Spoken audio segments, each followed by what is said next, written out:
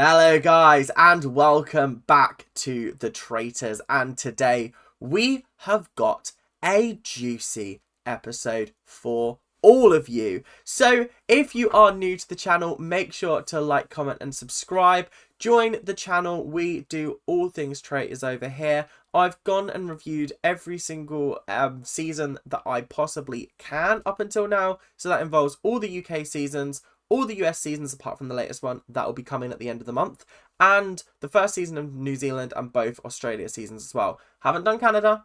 I'm getting on Canada at some point this year. I don't know when, but I'm really hoping that BBC pull their finger out and start putting it on iPlayer, because otherwise people can't watch it in the UK, and I do have a majority UK fan base when it comes to the Traitors. But it is what it is. Anyway, hope you guys are enjoying. If you're also looking for more reality show backstabbing content, Survivor. I'm doing a Survivor watch through on my channel. I've done seasons 8, 9 and 10. I'm in the middle of 10 at the moment. And that season is juicy.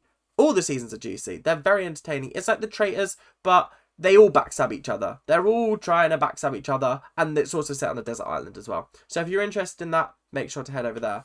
But anyway, thank you guys for watching. Let us get straight into the episode and let's start talking about breakfast. So, I thought they were going to start with the reveal of who got murdered, but they decided to just drag it out a little bit more, make us wait. And actually, I felt like they paced it very, very well, because in the last series, the murder in plain sight was done very obviously in terms of like with Diane, and it got what's his face even, Miles, like he got done for it basically. And I feel like this series, they really made sure that it was a lot more secretive. They still had to do it in plain sight, but it wasn't as obvious that they were doing something to the people. It was they were just doing something that indicated their names, which was the painting, the writing. Nobody's noticed that yet, which is really, really interesting. But equally, I don't think it matters now. My theory of she's going to get caught out, it doesn't matter now at the end of the day, and we all know why. But I did find it very interesting that they decided to keep it until later on in the episode. So, at breakfast, Mina and Linda came in first, and they had a very frank discussion about sort of Linda's impending doom. She's going out at some point soon, and it was sooner than I expected, I have to be honest. I mean, to be fair, I thought she was going to go episode 2 or 3. And then when Armani, is it Armani? Yeah, when she went in episode 3, I was like, how is Linda surviving? Like, she is quite possibly one of the worst traitors we've ever seen. But she's so entertaining, and I love her, and I think she's incredible. So it genuinely is like a real big toss-up of, huh, this is really strange. But anyway, it is entertaining, it is funny. And she also kind of went, Mina, if you do need to get rid of me, that's fine. Vote for me. It's all good. All is forgiven. All is forgiven, darling. And I thought, that's crazy, because I don't think I've ever seen a traitor be like that before. No traitor is like, if you need to vote me out, vote me out. It's fine. It's fine. And then the other people were filtering in, and then it comes down to like the 4 that were missing at the table. And then Claudia walks in, and I gasped along with everybody else. I really wasn't expecting her to walk through the door. Normally she comes through the other door, but she came through the door that everybody else comes through. So I was like, oh, Claudia, what's happened to the other 3? What's going on here? And she was like, basically, 3 of them are trapped and missing, and 1 of them is dead. So now you got to go on a mission to go find them. And I was like, oh, they are really dragging this out, and I'm loving it. This is brilliant. And then there was a really funny moment where they were like, oh, you're gonna have to be Columbo. And Lisa's like, yes, I love Columbo. And Freddie sat there like, who the fuck is Columbo? Who is he? Who is this Donny? Where did you find him? And honestly, I think that's just a him thing. I don't think it's an age thing, because I know who Columbo is. But then I feel like I'm just aware of the world, and bless him, Freddie, I just don't think he is sometimes. I think he is a little sort of like in his own little bubble, and that's about it. It's a bless him. I can't believe that I've gotten to a stage of reality television where some people are younger than me. Like, that's disgusting. Freddie is actually younger than me, and it just makes me feel a bit gross. Yeah, honestly, guys, not good. Not good. Not a good feeling in the slightest. So, we have some suspicions, and I have to say, this is where I started to get a little bit nervous because Jake is going around to Lisa, Charlie, Freddie, and being like, yeah, I think it's Linda. And Lisa's also like, I think it's Linda. And Freddie and Charlotte are like, I think it's Linda. So at this point, I'm like, Linda's gone tonight. Linda's done. She's done in. Unless she can deliver the best defense of her entire life, I don't think she's surviving this, which is a real shame because she does deserve to be here just because she's iconic.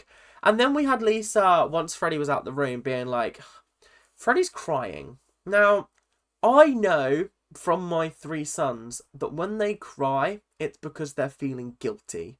And I was like, that's the worst thing you could have possibly said, because now you've just planted wrong seeds in people's brains based off of something that your sons do, but men in general don't. I don't cry over guilt. Like, I don't think I've ever felt like guilty in an extreme way enough to make me cry. But, like, usually I cry because I'm sad. Is that not a normal thing? Do people not cry when they're sad? Is that just a me thing? Is that just unique to me? I don't know. Clearly, everybody cries just when they're guilty. And then the last thing I noticed was Freddie and Leanne having a conversation about Mina. I'm really worried with people starting to bring up Mina's name, and I think the issue is, and this was something that I said in the last episode or a couple of episodes ago, I can't remember, but I said that Mina needs to do something that makes herself look suspicious, but that she can defend herself very well so that there's no reasonable doubt in anybody's brain. So she does something on purpose that she knows she can explain away, but makes people go, that's odd. They bring it up around the round table. She delivers a perfect, flawless debate, logical back and forth, and then she sorted. In fact, I think she did it in this episode, kind of, but she obviously didn't set it up, so she was kind of caught off guard, but she still dealt with it very, very well. So, the mission was... I gotta say, the mission was fairly bog standard. It wasn't actually a mission. It was kind of go from place to place and, like, open the coffins, pretty much. Which was actually really funny, because she came out, Claudia, and was like, oh, and one thing I forgot to mention, they're in coffins. It is the traitors after all. She might as well have winked. She might as well have gone, it's the traitors after all, and then walked off. That would have been iconic, and I loved it. Also, another really iconic thing before I forget, the moose or the deer head that had Claudia Winkleman's fringe on it. Go back and watch it. I think it was after the mission that they showed the picture of it, because I was howling. I was absolutely howling that they did that. That's hysterical. But the mission itself, they went to the first place, they found Anna. Anna looked an absolute state. Now, bestie. I know that you are trying to act your way through this, but you've probably only been in there about 10 minutes, alright? Production have put you in there 10 minutes ago. Don't act like you've been in there all night. You've been in a nice little cushy hotel room like everybody else, and you've been going, thank God I ain't been murdered. And then you've rocked up today, you've been put in a little coffin, and then you're like, oh my God, it was the worst experience of my life. I was like, give this woman a BAFTA, because she is acting her socks off. Because when they got to Alexander was like, yeah, it was chill being in there. Yeah, cool. And everyone was like, how can he be so calm being in that coffin all night? And I was like, do you know what? I respect Alexander. I respect Alexander for not playing these silly little games and for acting and pretending like he'd been in there all night. Because he knows I've only been in here 10 minutes. They've literally just pushed me out to sea. He was in the middle of a lake, which I found hysterical. And the entire time they're going, I hope it's Leon in there. I hope it's Leon in there. And he's just lying there like, these fuckers don't rate me. They actually don't like me. And that's kind of sad. But also, Alexander's the kind of person that just don't give a fuck. And I actually love that about him. He's fast becoming my favourite person in this show. And his facial expressions at all times, the way he just cuts people down very easily. God, this guy. You can tell that he's like a person that does good things in his job. I don't remember what his job is. Political analyst? Something like that. You can tell that he's very good. Diplomat. He's a diplomat. That's what he is. Very diplomatic, this man is. So, the last thing took us to the site of the murder. Ooh. And they had to find the grave that had the correct Roman numeral on it. And Fran fucked up the Roman numerals. We've got Leanne running around going, what the fuck is a Roman numeral? Anyone knowing Roman numeral? Although she doesn't quite have that accent, it's more northern. But either way, just riled me up. What do you mean you don't know Roman numerals? Like, even if I was dumb, okay, I feel like I would know that 1 is... an I is 1, and a V is 5, and an X is 10. I feel like that's just basics, okay? Anything above that, I can let you off. Like, knowing that C is 100, that M is 1,000, that L is 50, I think? I think those ones, I can let you off. But I, X, and V, you should know them, just as being human. I'm sorry, but... they're everywhere. Like, did you watch Rocky IV and go, why has he got an IV in him? What is he ill? Like, what's going on here? What's happening? What's going on? Like, come on, Leanne. Come on. I know you're trying to play this blonde ditzy role, but you're a soldier. What? Surely, as a soldier, you need to know Roman numerals. Surely. So, they open the correct casket and it flashes back to the last night. Now, the game that they had to play was brutal. If I'm being 100% honest, it was utterly brutal.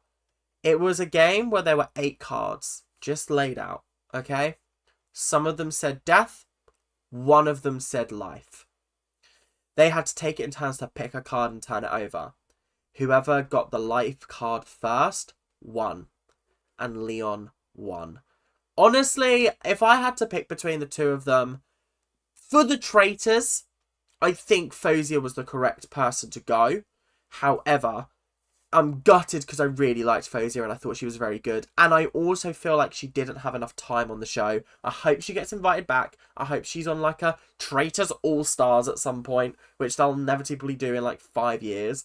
But I just thought she was absolutely incredible and I loved every single second of her being on the show. And then the traitors come in with their hoods up. They're like... And she's like, oh, I fucking knew it was you, Linda. Fucking knew it was you, Linda. Oh. Yeah. And then they hand the letter over. Mina? Cold. I was like, rah. What's going on here? This is absolutely crazy. This is wild and crazy. And then the best exchange ever on the way out was Fozia, as they're walking off, going, "You're next, Linda." And then Linda going, "Get over it." I was wetting myself. I sat there and I was like, no way did she just say that. No way.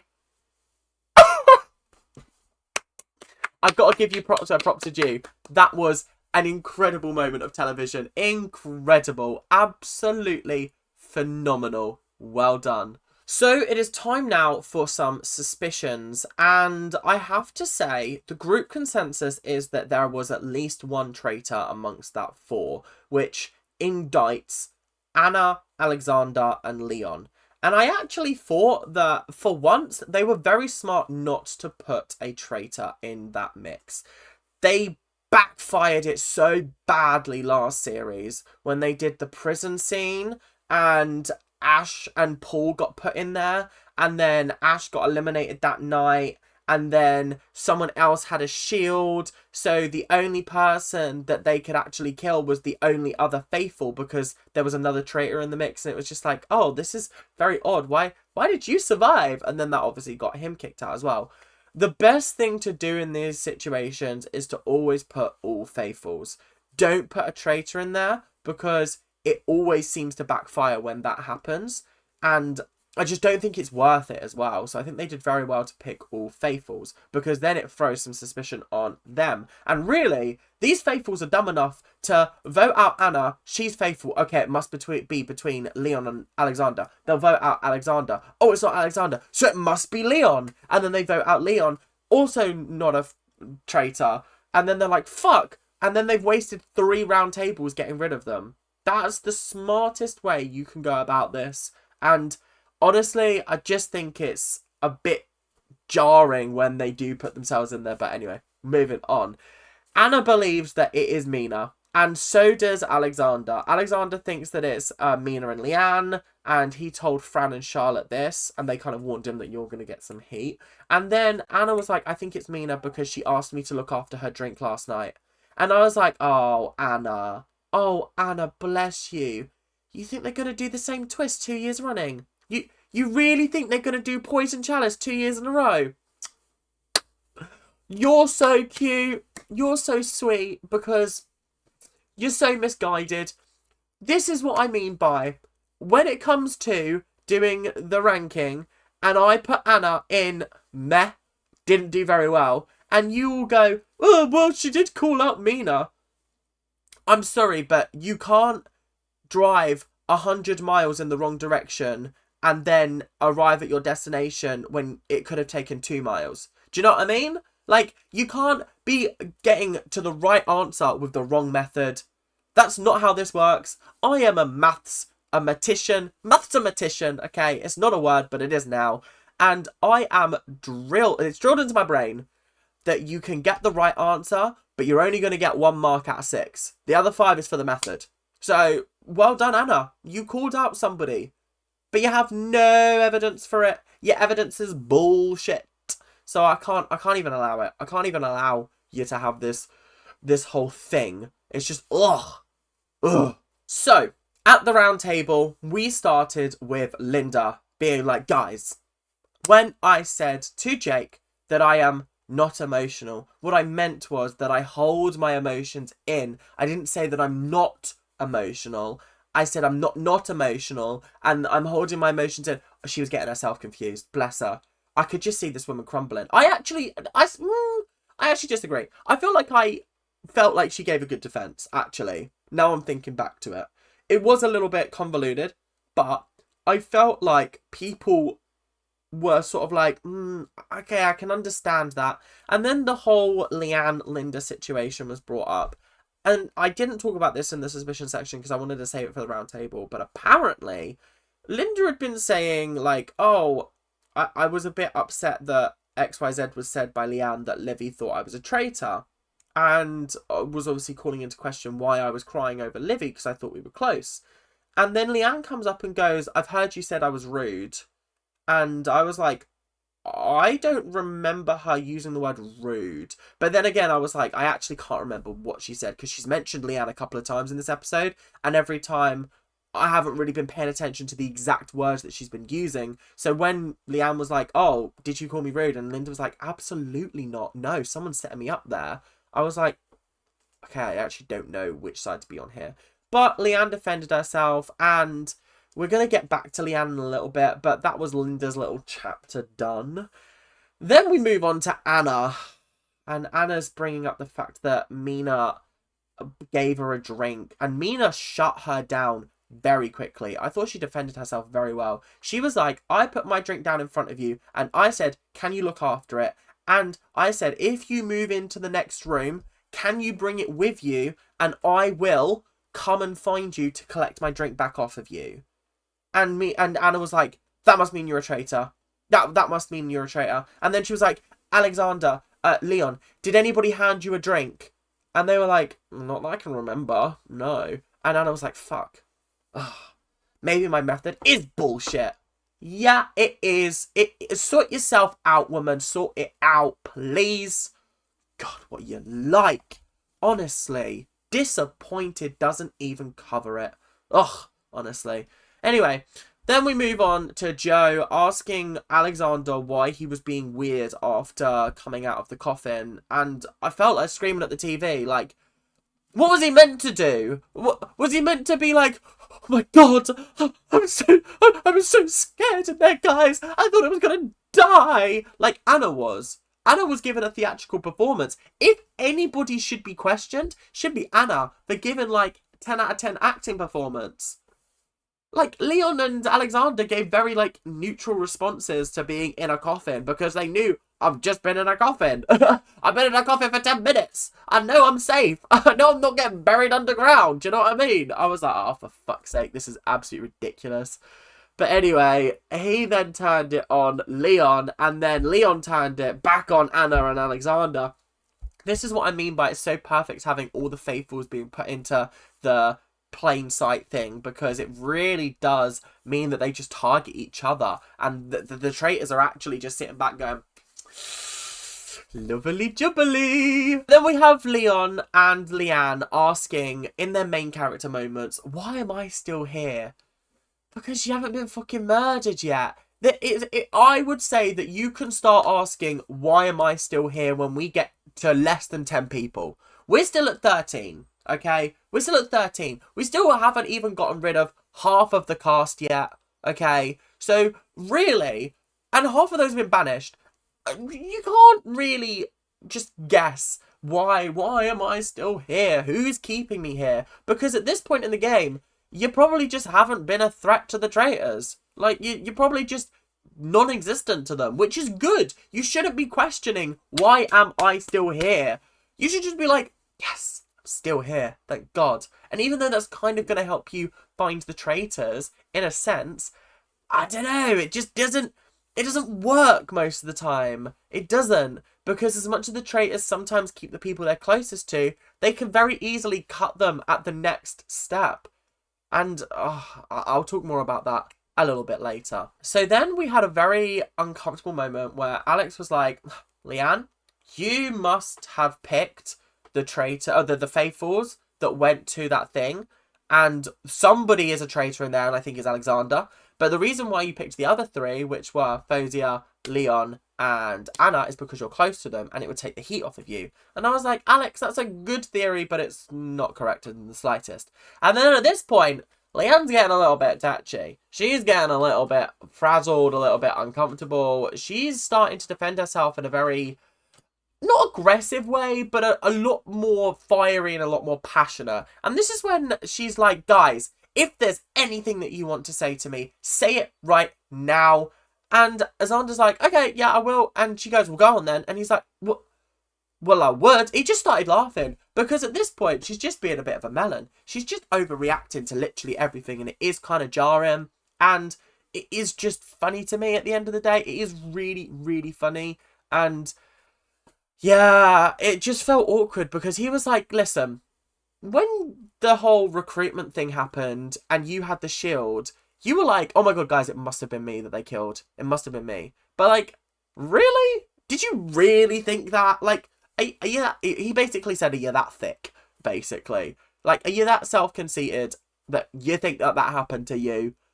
And she was like, well, yeah, obviously. And he was like, is it not more realistic that a recruitment happened than they took a shot out of 1 of 17 and they just happened to hit you?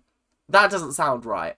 And then Leanne was just like having a go at him back. And Alexander, I gotta say, defended himself very well. And I feel like it was actually a very good point he raised.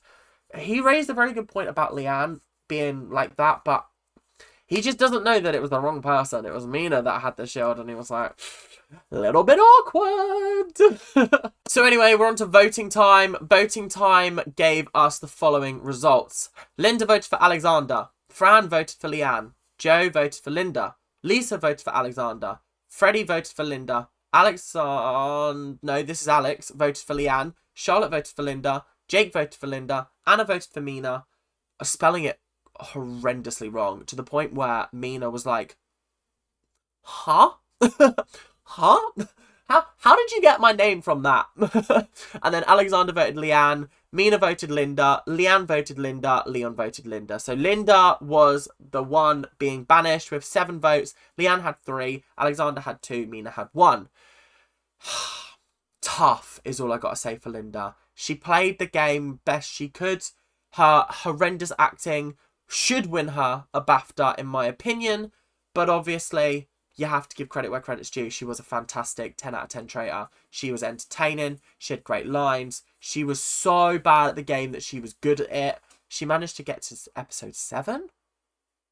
That's kind of crazy. I can't lie. So, at this point in time, we're going to talk about the recruitment because essentially, because Mina's the only one left, she has to, and I mean has to, recruit, and the recruitment is basically a blackmail. You join me or you die. And honestly, it is a little bit of a interesting one. Who does she pick? Now, Mina obviously was like, okay, I think that at this point I'm wanting another female because I want to keep the sisterhood alive. However, if she wanted to win the game, I think she needed to recruit Jake. I think she needed to give Jake that ultimatum. Jake's played his hand far too early in this game. If he knew it was Linda, if you know someone is a traitor, keep them in the game. Because as long as you keep sort of like being like, I think it's you publicly, then they're going to keep you around. They're not going to kill you off. And then later on in the game is when you can kill them and not kill them, banish them, get rid of them, and you're no longer a threat of murder. Because you've kept them around and it's just a natural cause. We've just got rid of you now. That kind of thing. But getting them out at this point in the game does mean that, like, you've got no other suspicions now. You're expendable. Like, you are just one of the faithful now. Like, you're no longer a threat to the traitors. You're just there. You're just chilling. So I feel like the smart thing would have been to recruit him because everyone believes he's a solid faithful now. So becoming a traitor now and blackmailing him into doing it would be the best course of action. However, she wants to go with females. Fine. Let's talk about her options. Frankie, Charlotte, and Lisa. Those three options I agreed were the best three to pick out of the cast. I think Lisa's the weakest out of all of them. I don't think Lisa would be a good traitor. She's barely a good faithful. Charlotte, already lying about being Welsh, could be a good traitor. I think Frankie was the smart choice. However, she decided to go with Charlotte. And I was like, okay, this is interesting. And the cliffhanger was her turning up at the fire pit. Mina hasn't revealed herself yet. That'll be in tomorrow's episode. Or tonight's episode. Yeah. But anyway, I'm very excited. And that is it for today's episode. So thank you guys for watching. Hope you guys have enjoyed. Make sure to like, comment, and subscribe. And do all of those YouTube things that you guys do so well. But until then, make sure to keep on ranting. And I'll see you guys later. Bye now.